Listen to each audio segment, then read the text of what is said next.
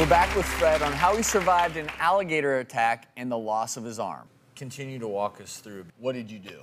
He goes and he cuts back to go to deep water again and drags me under a second time and does another roll. And I kicked off the second time and finally broke free and started swimming back to the bank. I got to the bank, I started climbing up.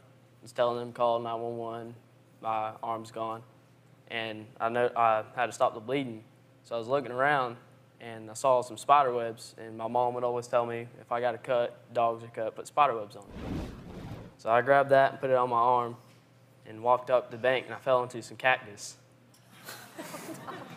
So whenever I got all the way up next to the road, I sat down, I took the spider webs, wrapped it as best as I could, and put my arm between my legs and squeezed. As a physician, I'm glad you did something to stop the bleeding. You know, spider webs, leaves, whatever you want to use is fine, but the big thing that you did, and it sounds like you put your arm in a vise to help prevent some of that blood flow, because when you amputate your arm or your leg, those massive arteries that send precious oxygen to your fingertips, they are severed, and those don't just clot. So you need to do something to stop that profuse loss of blood. By squeezing, you probably pinched those major arteries and prevented yourself from potentially losing a life-threatening amount of blood. But one of the things that people need to think about, because today's show is all about would you know what to do, is what could you use to act as a tourniquet if you were in a similar situation? You thought on your feet, I gotta stop the bleeding.